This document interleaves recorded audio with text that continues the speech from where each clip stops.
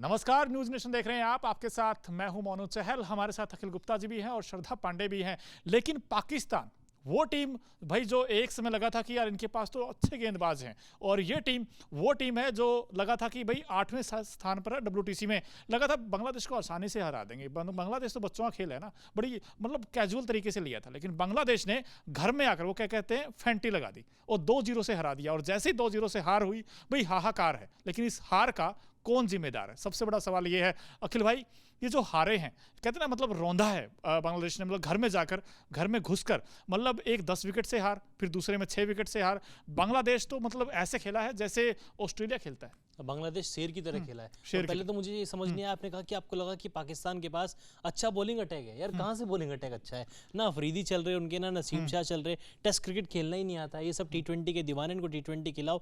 Test cricket में पाकिस्तान, मैं कह रहा हूँ कि बहुत ही खराब परफॉर्मेंस किया है। पाकिस्तान की टेस्ट हिस्ट्री की ये अब तक की शर्मनाक हार है। 72 साल से ये टीम टेस्ट क्रिकेट खेल रही है। इतनी बड़ी हार उनको आज तक नहीं मिली। 2-0 से बांग्लादेश हरा देगा, यार किसी ने सोचा नहीं था। बहुत ही खराब कप्तानी, बहुत ही खराब टीम परफॉर्मेंस। और बाबर आजम का मतलब इतना बाबर आजम मत करो यार, पूरी टीम हार की जिम्मेदार है।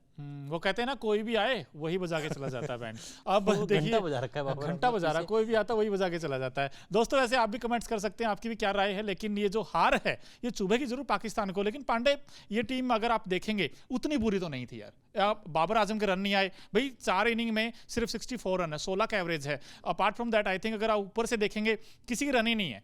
ना इनका ओपनिंग चल रही, ना इनकी बैटिंग चल रही, ना इनकी फील्डिंग चल रही। और फील्डिंग में तो 3 खिलाड़ी एक कैच छोड़ देते हैं। तो कैसे जीतेगा पाकिस्तान? देखिए पाकिस्तान की हालत बहुत ही ज्यादा खस्ता, और सिर्फ टेस्ट में नहीं मैं बोलूंगी, जब से इन्होंने ODI वर्ल्ड कप हारे हैं ना, तब से इनकी हालत बहुत ज्यादा खस्ता नजर आ रही है। चाहे वो ODI फॉर्मेट हो, चाहे वो T20 फॉर्मेट हो। और हमने टेस्ट में भी देख लिया, बांग्लादेश जैसी टीम जिसको हम बहुत ज्यादा हल्के में आंकते थे, वो टीम इनको रावलपिंडी में हरा के जा रही है, जहां पर ये अपने हिसाब से विकेट बना रहे हैं। पिच क्यूरेटर को अपने हिसाब से लेकर आ रहे हैं, ऑस्ट्रेलिया से मंगा रहे हैं, हर चीज इनके हिसाब से। अगर कंडीशन फेवरेबल होने के बावजूद भी अगर आप ऐसे हार रहे हैं, तो ऑस्ट्रेलिया या न्यूजीलैंड या इंग्लैंड से आप जीत पाए ऐसा तो बहुत ज्यादा मुश्किल है। बांग्लादेश के खिलाफ सिर्फ बाबर आजम नहीं, आई थिंक शान मसूद हो गए या सैम अयूब हो गए, सब लोग इस हार के इक्वली जिम्मेदार है। शान मसूद को भी रिस्पॉन्सिबिलिटी लेनी पड़ेगी। बाबर आजम थोड़ा सा सॉफ्ट टारगेट हो जाते हैं, इसीलिए हम लोग उनको काफी ज्यादा ट्रोल करते रहते हैं। बट आई थिंक सारे खिलाड़ी जिम्मेदार है। रिजवान की मैं बात नहीं करूंगी क्योंकि रिजवान ने अपना एटलीस्ट जोर तो लगाया, चाहे वो पहले टेस्ट मैच में हो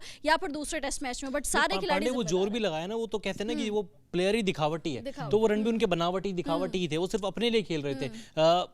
अपने लिए वो पहले मैच में 2 शतक के लिए गए, हालांकि 171 पे आउट हो गए। इनका मेन मोटिव था कि अपना 200 बनाऊं, उसके बाद जो होगा देखा जाएगा। पर ही डिक्लेयर कर दी गई वहां पे। दूसरे मैच में 51 या 52 किए थे, वहां पर चाहिए था क्रीज पर और थोड़ा समय व्यतीत करें, वहां पर अपना विकेट थ्रो करके चले गए। दूसरे मैच में 50 आई, वहां पर भी इनको थोड़ा और टेल के साथ बैटिंग करनी चाहिए थी। वहां पर भी ऐसा लग रहा था कि बस अपने रनों के लिए खेलना है। तो मोहम्मद रिजवान को मैं पाकिस्तान टीम का पार्ट मानता ही नहीं।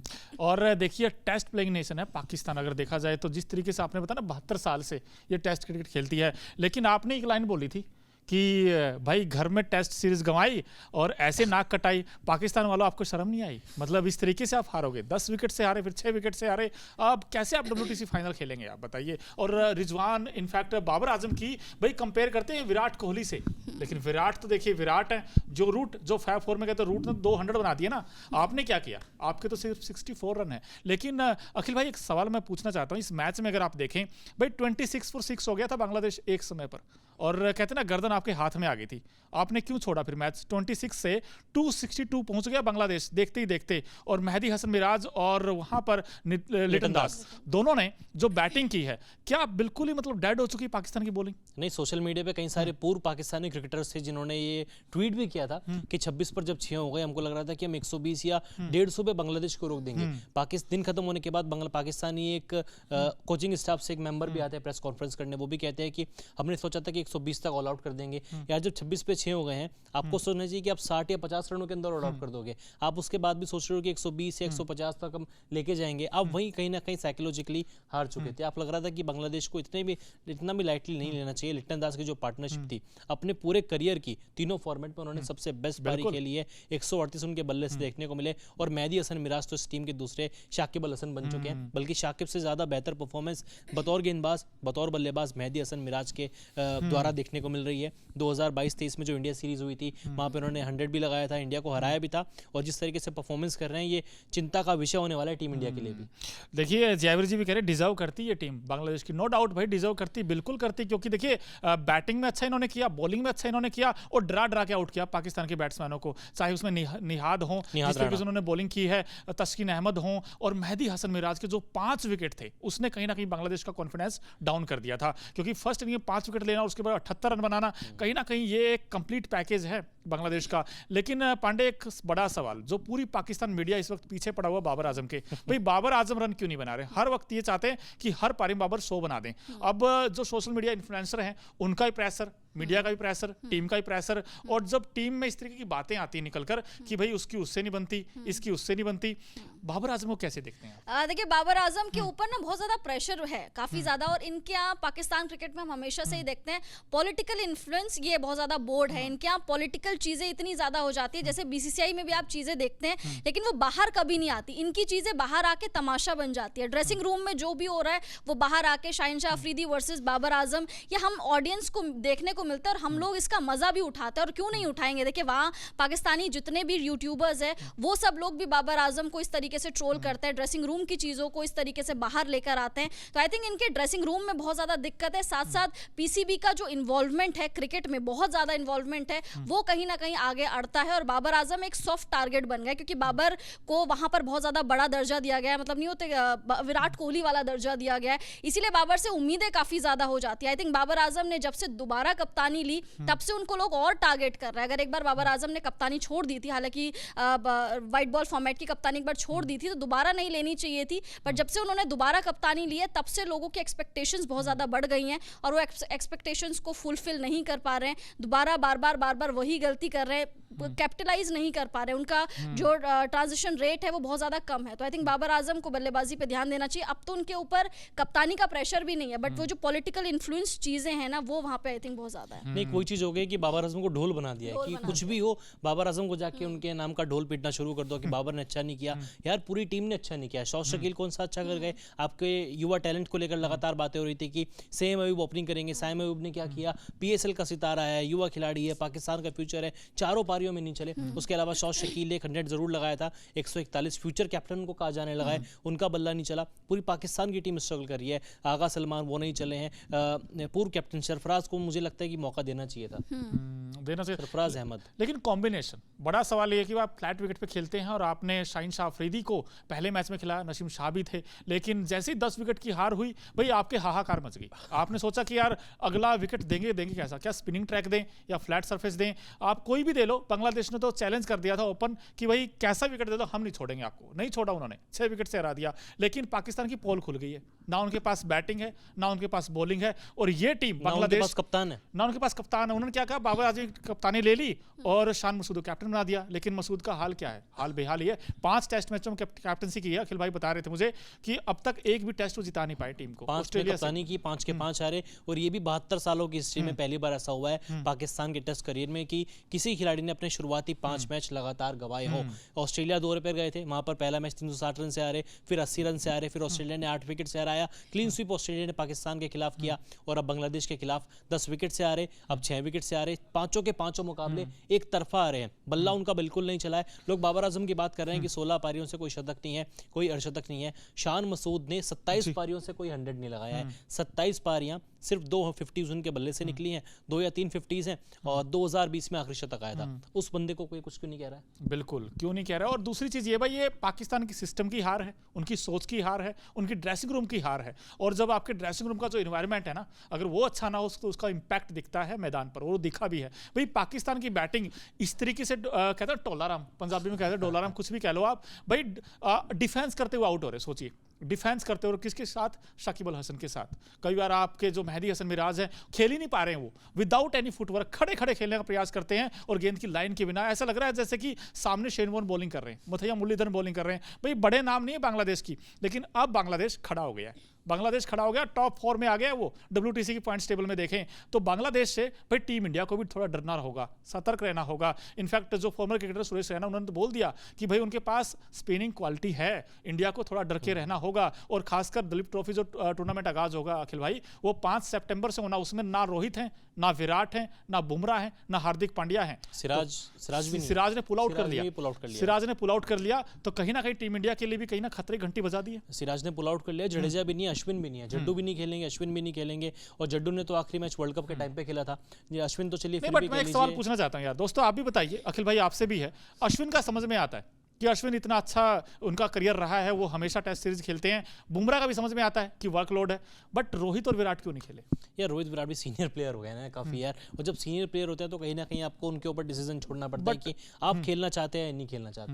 अब वो उस लेवल पे पहुंच चुके हैं कि आप उनको फोर्स नहीं कर सकते कि नहीं आपको दिलीप ट्रॉफी खेलनी पड़ेगी, आपको एक मैच फिटनेस चाहिए, आपको एक मैच चाहिए कम बैक करने के लिए, ऐसे करने के लिए। वो शायद ज्यादा सीनियर प्लेयर हो गए। देखिए गैप तो बहुत लंबा था, T20 वर्ल्ड कप आप 45 डेज का था। क्या पहले जब टेस्ट मैचेस नहीं होते थे, और सुनील गावस्कर हैं, हरभजन सिंह भी हैं, इनफैक्ट जो बड़े बड़े फॉर्मर क्रिकेटर हैं उन्होंने कहा, संजय मांजरेकर ने तो इनफैक्ट एक आंकड़ा भी दिया था कि वे 59% मैचेस खेले हैं विराट ने, और रोहित ने आई थिंक 69 समथिंग कुछ खेले हैं। बट इन दोनों को इस सीरीज में खेलना चाहिए जो दिलीप ट्रॉफी टूर्नामेंट है। ये भी था ना कि दिलीप ट्रॉफी के 4 राउंड होने, 4 में से वो 1 राउंड खेल सकते थे मैच फिटनेस हासिल करने के लिए, क्योंकि लंबे समय से नहीं खेले। श्रीलंका जो वनडे सीरीज हुई थी उसमें क्या ही परफॉर्मेंस हमारा था, हम सब जानते हैं। शर्मनाक तरीके से इंडिया सीरीज हार गया, बल्लेबाज हमारे रोहित शर्मा को हला के छोड़ के कोई चला ही नहीं था, विराट कोहली नहीं चले, ये नहीं चले, KL राहुल नहीं चले। तो ऐसे में 1 राउंड मुझे लगता है कि शायद रोहित और विराट को 1 राउंड तो खेलना चाहिए। आपको लगता है कि आप 5 दिन में टेस्ट माफ कीजिएगा वनडे सीरीज हार के आए श्रीलंका से, और अब आप बांग्लादेश के साथ खेलोगे, वही स्पिनिंग ट्रैक है, अगर आपकी तो प्रिपरेशन ही नहीं है ना, तो आपके रोहित और विराट सीधे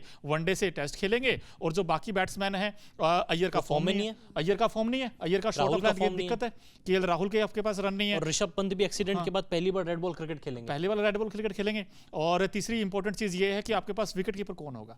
विकेट कीपर कौन होगा, ये बात भी बड़ी पेचीदा सवाल है, क्योंकि पंत को आप इतना वो नहीं कर सकते, कम बैक कर रहे हैं। उसके अलावा KL राहुल की फॉर्म, और पांडे एक चीज और ये भी तो भाई, जो सामने टीम बांग्लादेश वो टेस्ट सीरीज जीत के आई है, उनका कॉन्फिडेंस हाई है इस वक्त, यहां पर होगा पीक पर, और आपकी टीम को टेस्ट मैच ही नहीं खेला है। तो आपको लगता है कि ये जो कॉन्टेस्ट होगा, हम सब जानते हैं भाई यहाँ पर गड्ढा बनाएंगे, स्पिनिंग ट्रैक होगा, इंडिया 3 दिन में, बट अब 3 दिन में मुझे मुश्किल लगता है। देखिए 3 दिन में मुझे भी मुश्किल लगता है। अब उसके बाद पिच पर भी बहुत ज्यादा सवाल उठेंगे, रैंक टर्नर्स बना दिया आपने, अपने हिसाब से चीजें करी, बट आई थिंक बांग्लादेश को हल्के में नहीं लेना चाहिए। बांग्लादेश टेस्ट क्रिकेट में, टेस्ट फॉर्मेट में 2-3 सालों से हमें डेफिनेटली बहुत ज्यादा परेशान कर रही है, जीत नहीं रही बट परेशान बहुत ज्यादा कर रही है, और अब तो जीत कर आ रही है पाकिस्तान से एक तरफा। तो आई थिंक कॉन्फिडेंस बहुत ज्यादा हाई होगा। ऊपर से एशियन पिचेस है, ऐसे ही आपको पिचेस देखने को मिलेंगी, ज्यादा 19-20 का ही डिफरेंस होगा, उतना बड़ा डिफरेंस नहीं होगा, और इनके पास क्वालिटी स्पिनर्स हैं जिस तरीके से परफॉर्म कर रहे हैं। साथ साथ अभी जैसे अखिल जी ने कहा कि रोहित विराट अब दलीप ट्रॉफी नहीं खेल रहे, एटलीस्ट 1 राउंड खेल लेना चाहिए था, तो उस चीज से मैं भी सहमति रखती हूँ कि एटलीस्ट 1 राउंड खेलना चाहिए था। हमेशा से स्टार कल्चर हमने देखा, और अभी भी वो चीज फॉलो हो रही है, क्योंकि टेस्ट क्रिकेट आपने बहुत टाइम से नहीं खेला है, उसके बाद आपने बॉर्डर गावस्कर ट्रॉफी भी खेलनी है, इंग्लैंड के खिलाफ भी खेलना है, बहुत सारा टेस्ट मैचेस खेलने हैं आपको। बिल्कुल टेस्ट क्रिकेट ही टेस्ट क्रिकेट है। तो आई थिंक आपको दिलीप ट्रॉफी का एटलीस्ट 1 राउंड खेलना ही चाहिए था। रोहित विराट बड़े प्लेयर्स है, डेफिनेटली बड़े प्लेयर्स है, लेकिन बड़े प्लेयर को भी एटलीस्ट 1 मैच तो लगता ही है ना कमबैक करने के लिए। दूसरी बात ये भी है मोनू और श्रद्धा, अगर इंग्लैंड वाला जैसे इंग्लैंड और इंडिया की टेस्ट सीरीज हुई थी, उसमें पहला मैच इंडिया हैदराबाद में हार गया था, और 5 मैचों में रैंक टर्नर विकेट देखने को नहीं मिला था। अच्छा विकेट था, टेस्ट क्रिकेट को मतलब आगे बढ़ाने के लिए जयशाह ने जिस तरीके के विकेट बनवाए थे, और मुझे लग रहा है अगर बांग्लादेश सीरीज में भी उसी तरीके के विकेट होते हैं तो बांग्लादेश इंडिया को हरा भी सकता है। बिल्कुल हरा सकता है, लेकिन भाई सवाल तो है ही ना यार, क्योंकि देखिए Rohit Virat no doubt outstanding batsman है, लेजेंड्स हैं दोनों, लेकिन भाई मुझे तो इतना पता है, कोई सिंगर है ना जब गाता है ना तो उसकी आवाज और सुरीली हो जाती है, जैसे मोनू चहल। खैर अखिल भाई हमारी जो तारीफ तो खैर क्या है, लेकिन कोई भी हो चाहे, इनफैक्ट हम भी हैं कि भाई हर रोज काम करेंगे ना तो थोड़ा सा और इंप्रूवमेंट आता, भाई निखार तो आता बैटिंग में। भाई एक चीज बताइए आप, अजिंक्य रहाणे क्यों जाते काउंटी क्रिकेट खेलने? भाई रोहित काउंटी क्रिकेट का आपने बड़ा अच्छा उदाहरण दिया। अब बांग्लादेश ये सीरीज जीत चुका है, अब कल ही शाकिब उल हसन, मुशफिक उर रहीम, कई सारे बांग्लादेशी टीम है के प्लेयर्स हैं जो इंग्लैंड रवाना होंगे कनाडा के जरिए, वो जाके वहाँ पे काउंटी क्रिकेट खेलेंगे और फिर वापस आके इंडिया को। अच्छा, काउंटी क्रिकेट से याद आया, क्या पृथ्वी शॉ भी आ सकते थे? क्योंकि पृथ्वी शॉ अभी काउंटी क्रिकेट खेल रहे हैं, तो क्या पता उनका चांस बन सकता था। पाकिस्तान की टीम में नहीं नहीं, इंडिया में तो बनने से रहा। नहीं यार, इंडियन इंडियन में तो आई थिंक रहाणे भी तो आ गया दावेदार एक और नहीं, मतलब बना के। एक 100 से आप ये नहीं कह सकते दावेदारी पेश कर दी। और पृथ्वी शॉ का तो बल्ला लिस्टे क्रिकेट में चला है, लिस्टे क्रिकेट में चला है। रॉयल अंदर कप में उन्होंने अच्छी बल्लेबाजी की है, और हमारे पास इतने सारे ओपनर हो गए ना, ऋतुराज गायकवाड़, अभिमन्यु ईश्वरन, उनको मौका नहीं मिल पा रहा, जो कि इंडिया बी की कप्तानी भी करने वाले हैं। उसके अलावा देवदूत पडिक्कल भी हैं फॉर्म में, जिन्होंने आखिरी टेस्ट मैच खेला धर्मशाला में, 50 बनाई थी, 65 किए थे। यशस्वी जायसवाल, शुभमन गिल, कितने ही सारे ओपनर्स हैं यार। पृथ्वी शॉ का दूर से दूर तक मुझे कोई भविष्य नजर नहीं आ रहा है। लेकिन भाई देखिए, जो बड़े बड़े क्रिकेटर्स हैं ना, जब विराट कोहली का रफ पैच आया था तो विराट कोहली मुंबई गए थे खेलने डोमेस्टिक क्रिकेट, और वहां फिर आए वापस 2014 में 400 बनाए उन्होंने जैसे ही कम बैक किया। तो कहीं ना कहीं आपको थोड़ा डोमेस्टिक क्रिकेट को थोड़ी सी वैल्यू देनी होगी। अगर मान लीजिए रोहित और विराट यहाँ दलीप ट्रॉफी टूर्नामेंट खेलते, तो जो स्पिनर है ना, जो यंगस्टर स्पिनर हैं, वो अगर रोहित विराट का विकेट लेते तो उन्हें कॉन्फिडेंस अलग ही नजर आता कि हमने रोहित का विकेट लिया या हमने विराट को आउट किया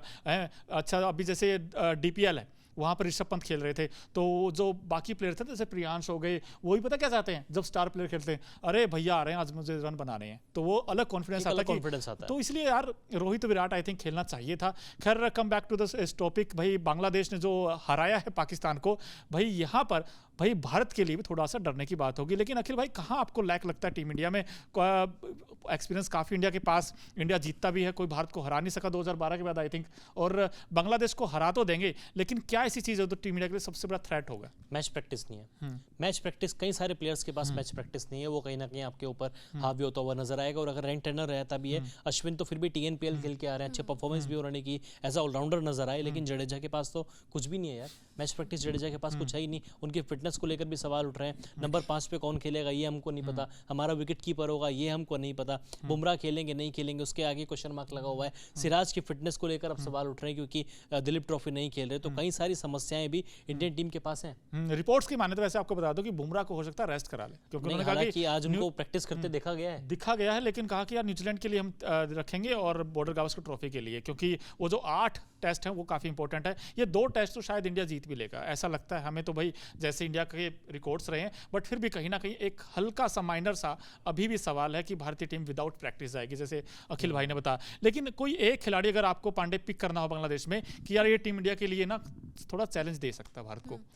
देखिए, अगर मैं बैट्समैन की बात करूं तो आई थिंक शंटो जिस तरीके से परफॉर्म कर रहे हैं, मुझे लग रहा है कि शायद ये वो दे सकते हैं, थ्रेट दे सकते हैं। लेकिन उससे भी पहले लिटन दास, जिस तरीके से बांग्लादेश के खिलाड़ी इंडिया के खिलाफ परफॉर्म करते हैं, और मेहदी हसन, मतलब अभी 3 नाम आ रहे हैं, अभी मेरे को एक चूज करना बहुत ज़्यादा डिफिकल्ट हो रहा है, बट मेहदी हसन भी हमने देखा है कि हमेशा से टीम इंडिया को परेशान करते हैं, और टीम इंडिया को टेल एंडर्स बहुत ज़्यादा परेशान करते हैं। मतलब वो हाथी निकल जाता है, पूंछ बच जाती है, और वो पूंछ हमें बहुत ज़्यादा परेशान करती है। तो आई थिंक बांग्लादेश के एक तो मेहदी हसन होगा, लिटन दास होगा, ये शायद बहुत परेशान कर सकते हैं। लेकिन जो आपने दोनों नाम लिए ना, लिटन दास बने प्लेयर ऑफ द मैच और मैन ऑफ द जो सीरीज कह लीजिए आप, वो बने हैं मेहदी हसन मिराज। लेकिन अखिल भाई, आप बांग्लादेश को आप कैसे देखते हैं, उनका फ्यूचर कैसे देखते हैं आप?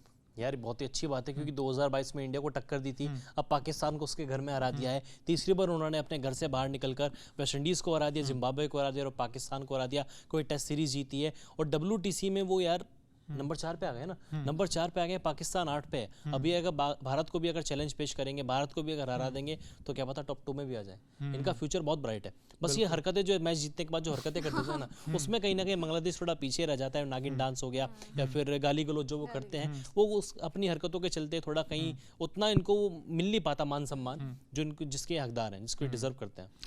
अब लेकिन पाकिस्तान का क्या होगा पांडे? क्योंकि देखिए बांग्लादेश ने तो 2-0 से हरा दिया, अब इंग्लैंड वर्सेस पाकिस्तान की वो सीरीज जो होनी है, पाकिस्तान तो वैसे डरा बैठा है। पाकिस्तान के हाथ पैर फूल गए। मुझे लग रहा है कल या परसों जल्दी हमें ये सुनने को मिलेगा। इवन हम ही खबर बनाएंगे कि PCB ने इतने मेंबर्स को निष्कासित कर दिया, सैक कर दिया पूरी कमेटी, बाबर आजम के ऊपर एक्शन लिया गया है, शान मसूद को फिर से टेस्ट का कप्तान मतलब कप्तानी से हटा दिया गया है, शाहिन शाह अफरीदी के फ्यूचर पर सवाल उठेंगे, नसीम शाह पर सवाल उठेंगे। तो आप बहुत सारे चेंजेस देखेंगे और PCB जल्द एक्शन लेता हुआ नजर आएगा। एक बार फिर से PCB अपनी टांग अड़ाता हुआ इस मामले में मुझे लग रहा है कि नजर आने वाला है। ये सब कुदरत का निजाम है, सब लिखा हुआ है।